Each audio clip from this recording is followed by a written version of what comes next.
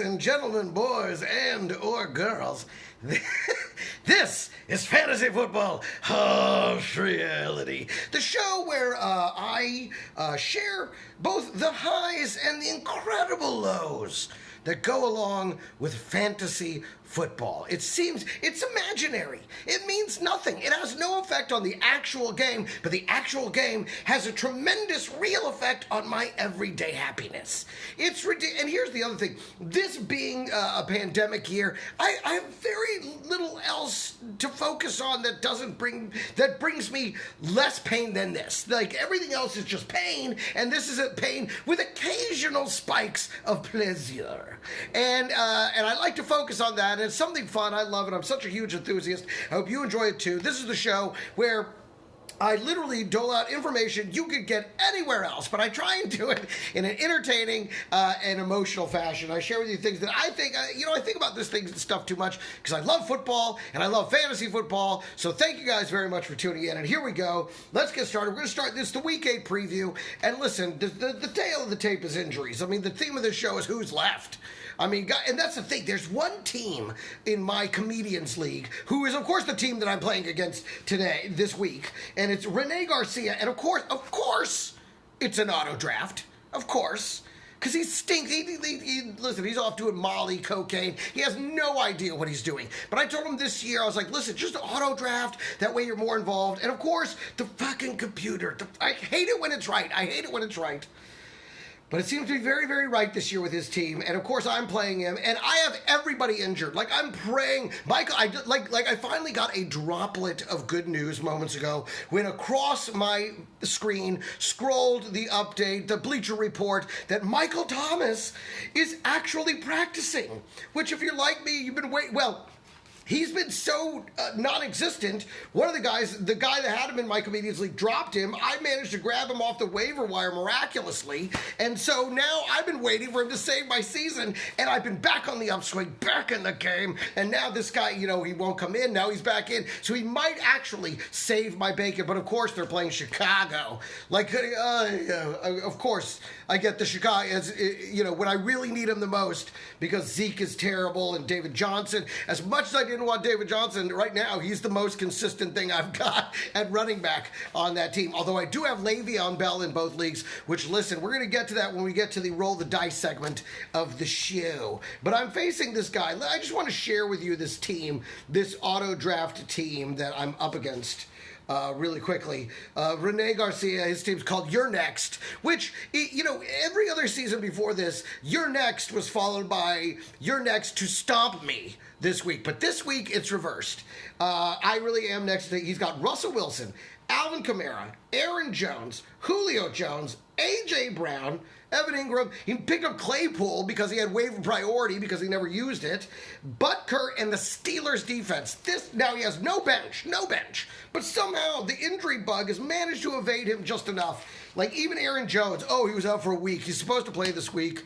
And, so that doesn't really count in my book compared to when you look at the things that happened with Saquon Barkley and Christian McCaffrey and everybody else at the top that's been just wiped the fuck out. And this guy, little calf strain. I'm going to be out for a week, guys. So, all right. Really quickly, and by the way, if you have, if you guys have a lineup dilemma or a trade question, something you're weighing out. I mean, the funny thing about trade questions is normally when someone asks you a trade question, they already have their mind made up. They've already decided what they're going to do. They just want you to agree with them. And usually, no matter what you say, they're like, I did it anyway. So it's like, why are you even asking? You know what you want to do. Oh, that punk. He's going to crush me this week. But then the Wilson wave will be back on. And the Wilson wave will continue. And I'm tied for first in the other league. Which, if you're wondering what that means, tied for first, it means second. But with the same record. Here we go, week 8. First of all, let's talk about the guys that are ready to rock. These are the guys everybody's going to start. You should absolutely be starting no matter who you are. And there's some games where everybody on that team pretty much you're going to want to start. For example, everybody on Kansas City versus the Jets. Everybody on Philly versus the Cowboys. Pretty much everybody in the Raiders versus Browns game. We saw the shootout that happened last week between the Browns and the Bengals. I expect very similar game script for this one between the Raiders and the Browns. Everyone but the RBs for the Bengals in the Titans versus the Bengals. They're going to be, obviously Joe Burrow's going to throw the ball a lot. Titans, they're going to run and throw. Titans are the better defense, so you don't want to play any of those running backs. Gio Bernard, I know Joe Mixon is questionable, but so no matter who plays, you don't want to touch those guys. But aside from that, everybody else in that game is ready to rock. So let's go. These are the guys. They're ready to rock. You want the best? You got the best. And, of course, that starts with Mahomes versus the Jets. As I said, everybody on Kansas City versus the Jets. Carson Wentz versus the Cowboys. These are the QBs that are ready to rock. Tonight, Teddy Bridgewater going up against Atlanta. Not so much. I don't feel so great about Matt Ryan, but you better play Teddy Bridgewater because Atlanta is giving up the number one most points to the quarterback position. So you need to play Teddy Bridgewater.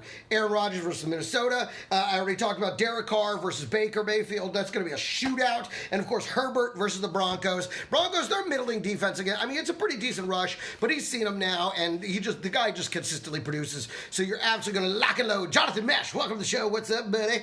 So those are the QBs that are ready to rock. You want the best? You got the best. All right, let's look at the RBs. Listen, Mike Davis, Christian McCaffrey, they ruled him out, which, of course, I'm waiting. I was hoping he would come back in. I could have really used him this week. But I don't have to have him because it's for my league of record where I'm dominating, where I'm tied for first, as it were, which means I'm in second. But he's not coming in. We get no McCaffrey, and I think they have a bye next week, so it's like 2 more weeks before I get McCaffrey. But, man, if he's healthy through the playoffs, it'll all be worth it.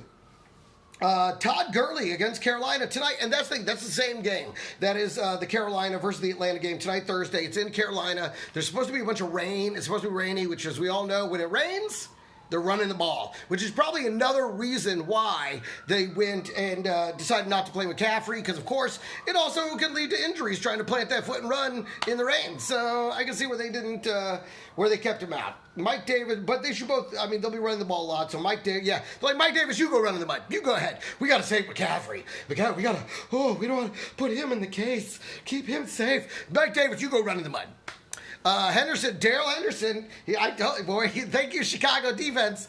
I knew they'd shut him down. And I don't like either of those guys in that match either because Miami is a surprisingly good defense. And Henderson and Malcolm Brown, they're doing that 2-man split thing. And they're throwing more than running. So it's like, I mean, it's a fairly even distribution. But when you split that even now down, it's a quarter run. It's not looking good for either one of those guys. They're on the hold your horses list for me. But in the QBs are ready to rock. RBs ready to rock. Aaron Jones versus Minnesota. Dalvin Cook versus Green Bay. Listen, Dalvin Cook, he's back at practice. He's running again. Green Bay giving up the number one most points to the running back position.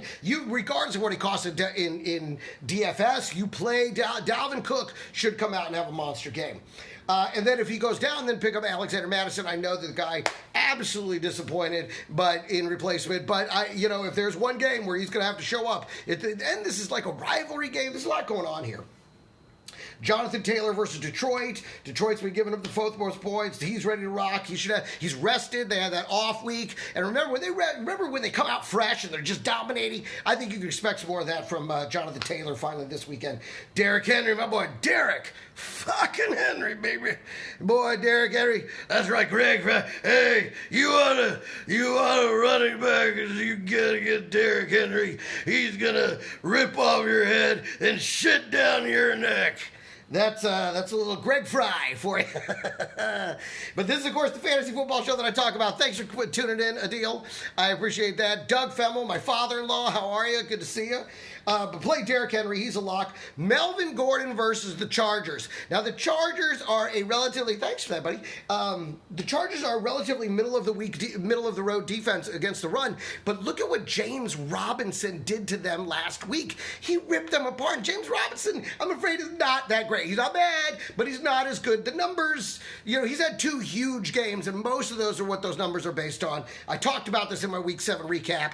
And Philip Lindsay being all beat up, I think lock and load, ready to rock. you could put in Melvin Gordon. Also ready to rock, Miles Sanders or Boston Scott, whichever one actually plays versus the Cowboys, because let's face it, the Cowboys, they've sent off half their defense. They're putting in a bunch of rookies. Listen, the Philly...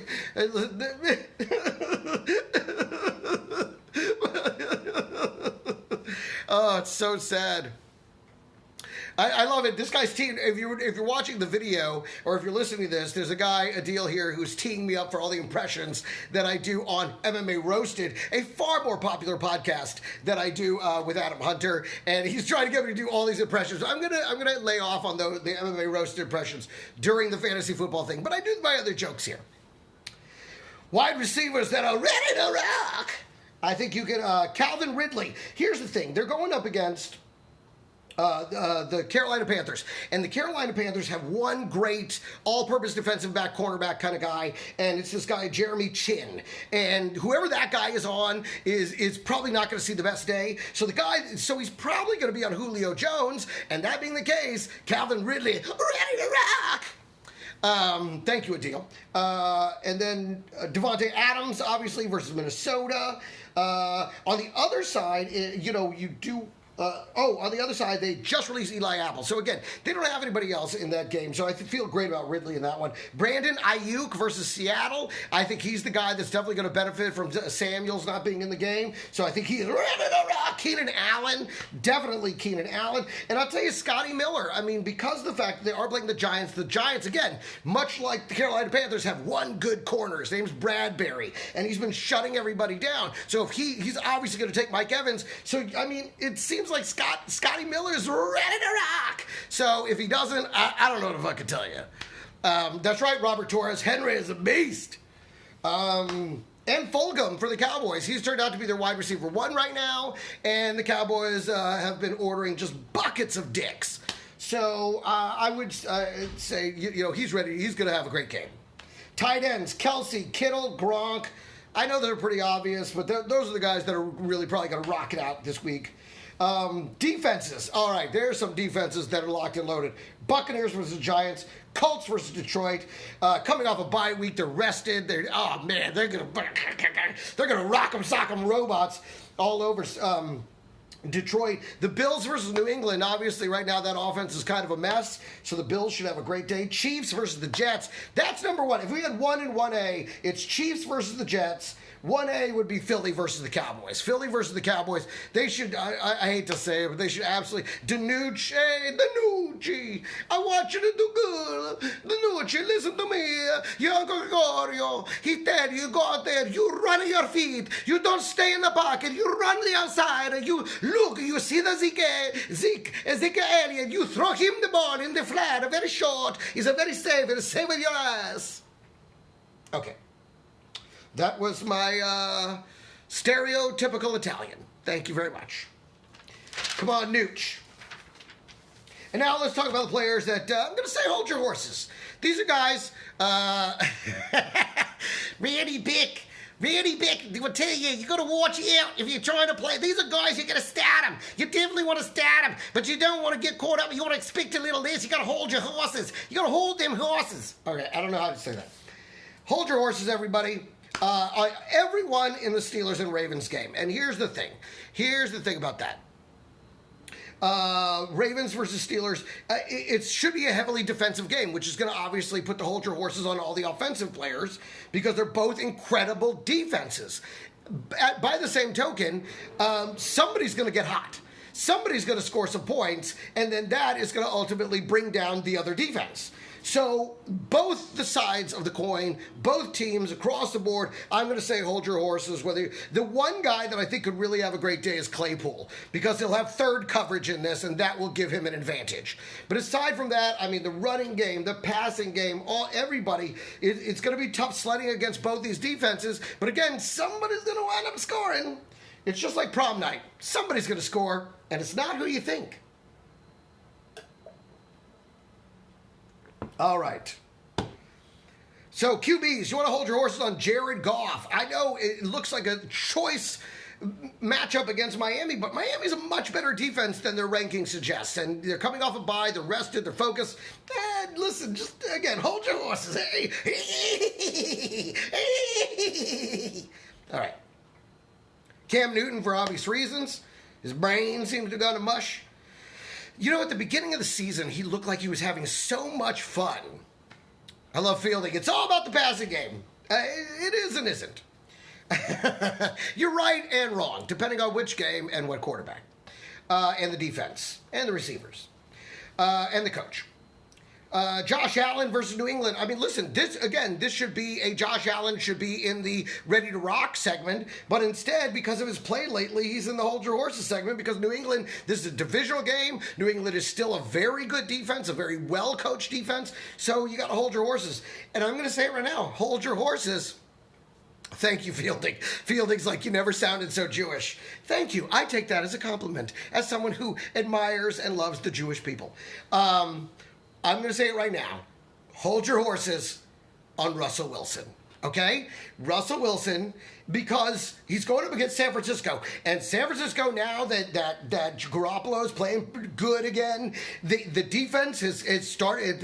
Look what they did last week. They came back and they crushed last week. And so, I mean, they're very difficult to run against. They're very difficult to pass against. So don't be surprised if Russell Wilson, you got, I mean, obviously you start him. Obviously you play him, but don't expect what you usually get out of Russell. I don't think it's a 30-point game for Russell Wilson this week. Don't be surprised. And even, again, a bad game for him at 21, 22 points is still a great game for anybody else. And Brady versus the Giants. Here's the interesting thing about Brady versus the Giants, okay? Because obviously Brady hates the Giants because they beat him in the Super Bowl twice. And even though it's not Eli Manning, you know he hates those fucking Giants. And so, what's going to happen? But the defense is going to brutalize this Giants offense. I don't think they're going to be able to score more than maybe 6 to 9 points in the first half. And that being the case, or maybe in the whole game, I think the defense is just going to hammer this offense. And if they hammer the offense, then Brady really won't have to do that much. Much like Mahomes versus Denver last week, where the Kansas City defense absolutely just crushed everybody. And then, so he didn't have to do anything. He didn't really have to do anything, but he still turned up I think it was around 20 points. And that may be the case for Brady. The other side of that is, if he just doesn't like these guys, he may run up the score. So for me, Brady either has 2 touchdowns or 6. It's one or the other. He either decides just to run it up on these cocksuckers for 6 touchdowns, or he just plays it safe. They run the ball a ton in the second half, and he walks out of there with about 19 points on 2 touchdowns and 185 yards. Okay, I got to stop getting so excited. I get so excited. Start Mostert. Yeah. Here we go. RBs. These are the guys you got to hold your horses on. Darrell Henderson, Malcolm Brown. Again, Miami, even though they're giving up the 7th most points on the season, this is a defense that's really come on strong lately. And again, they're rested, coming off a bye week. Don't hold your horses. Singletary versus New England, I already explained that. Chargers running backs, whichever one, again, versus Denver. Denver, surprisingly decent defense, and you don't know which one's going to get the ball more. It started out Justin Jackson, then it was Josh Kelly, and it seems to be a fairly 50-50 split in a team that is mostly airing it out. So it's not great opportunity. Hold your horses on either. You're putting them in because you got nobody else.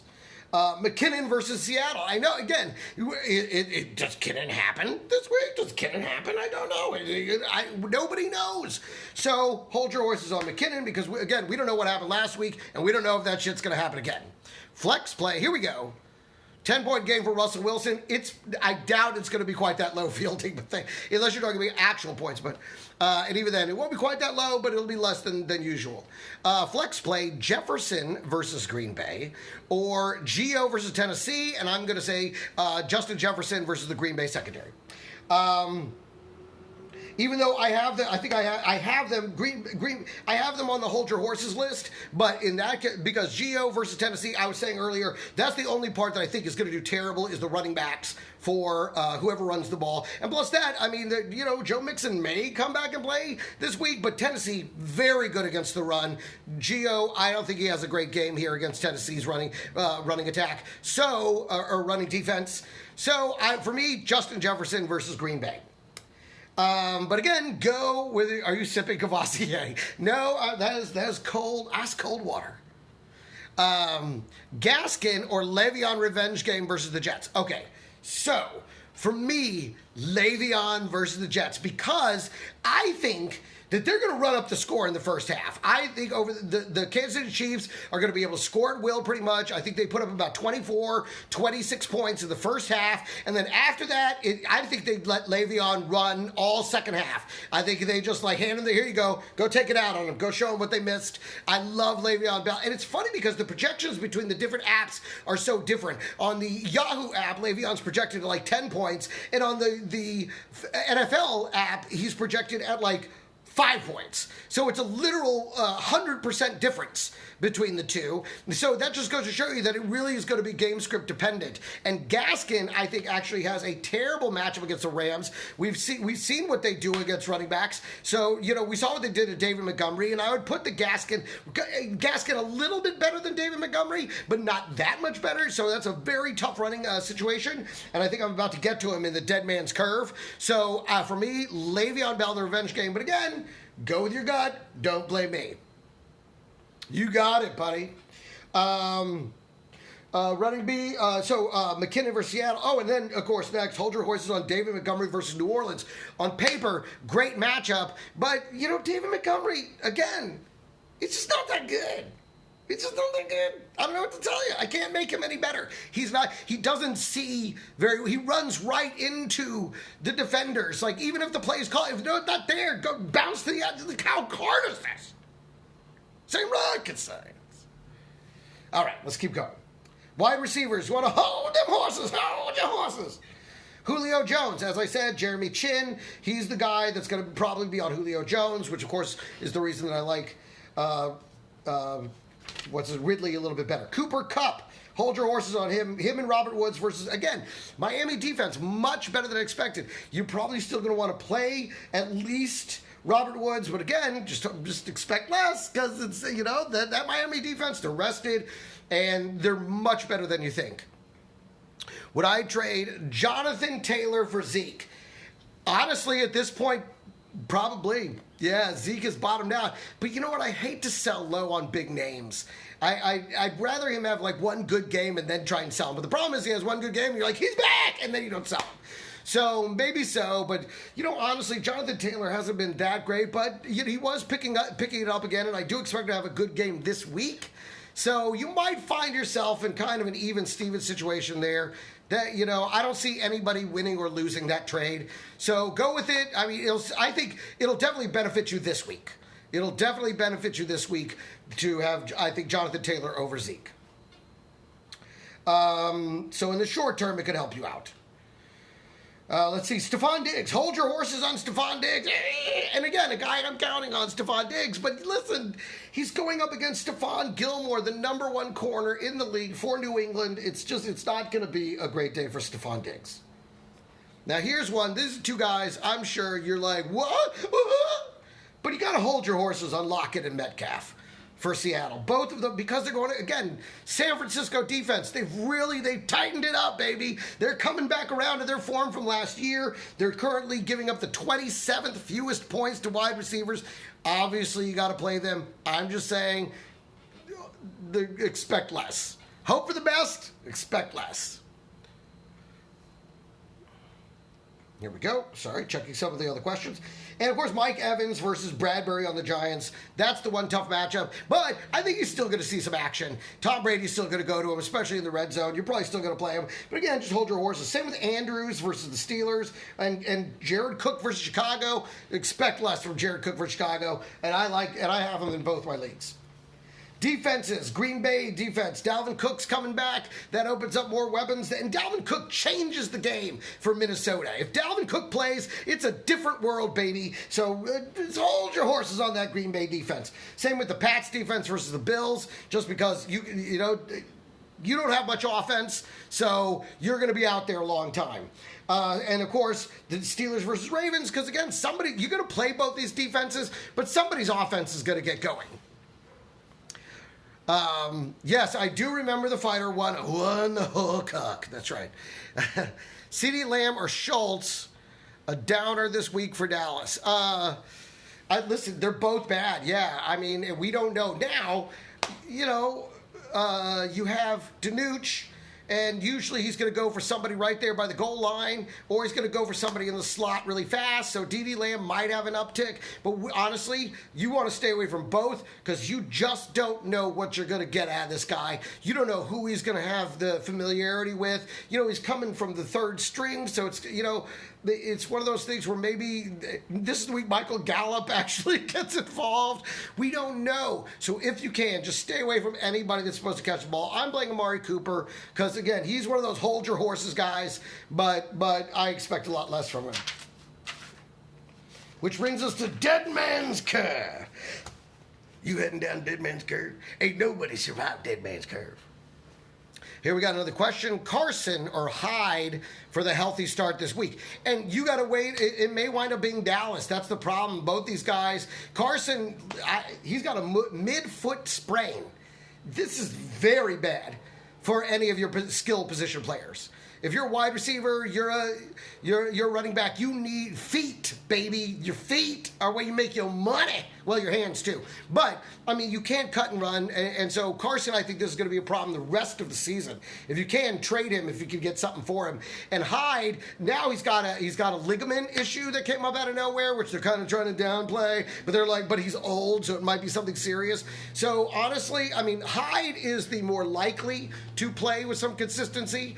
But both of them are dangerous and ultimately be ready to switch out for fucking Dallas at the last minute on Sunday. For DJ Dallas. Dead Man's Curve. Matt Ryan. Because it's going to be rainy, Carolina's a very good defense. I don't like Matt Ryan in this one. Matt Stafford versus the Colts. The Colts are the 31st worst. They're giving up 31st fewest points to quarterbacks. Matt Stafford's not going to have a good day versus the Colts. RBs, Gaskin versus the Rams. I mean, I just think they're going to eat his lunch. The Ravens RBs, we don't know what's happening with those.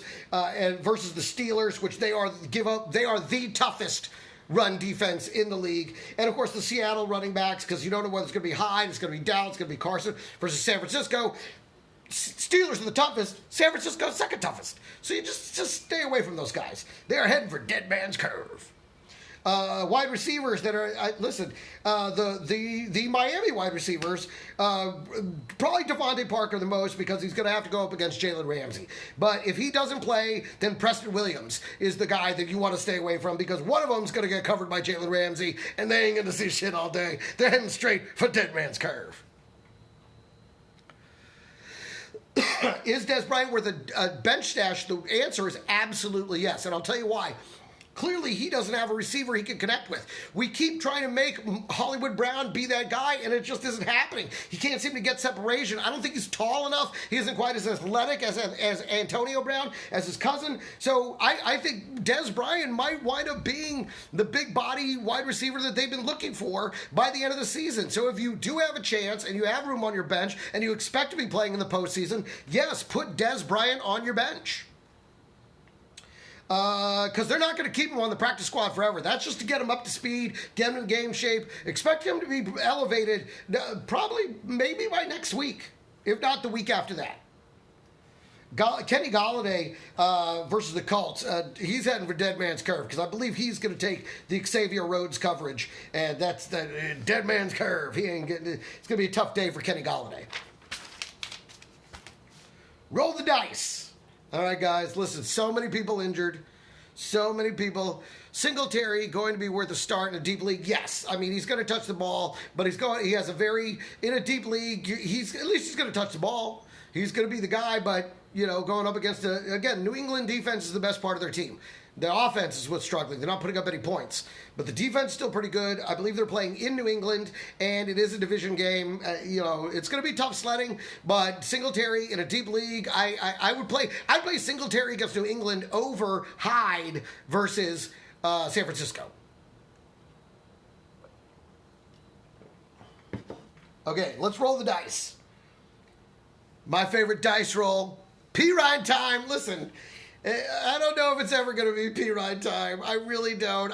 The Jets, First of all, versus Kansas City, no, it's not. It's P. Ryan's time to go take a break, go to the restroom, check his email. He's going to have time to do all that because he's not going to spend a lot of time on the field, I can tell you that. But here are the guys I think you can roll the dice on this week. My boy, Tua Tagovailoa. Or Tua.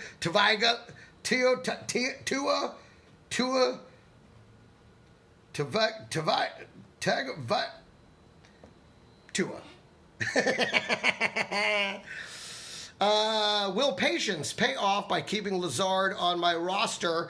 I would have to look at the injury and see what the expectation is. But I wouldn't think so, because he kind of was one of a one-hit wonder. Like, he had one big game, and then that was about it, even when he played.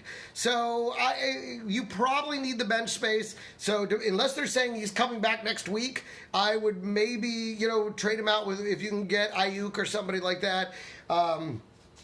Then or Aguilar, I would go get one of those guys if you can find one of those guys to put on your bench instead, because they're going to be much more playable. So Tua, here's the thing. Tua is projected, depending on which app you're using, between 16 and 18 points. So here's the thing.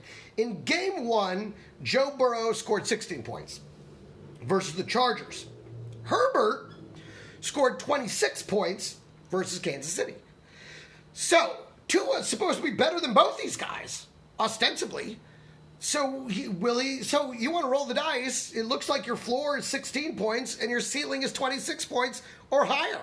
So if you got to roll the dice, perhaps you can get a nice dice roll on Tua.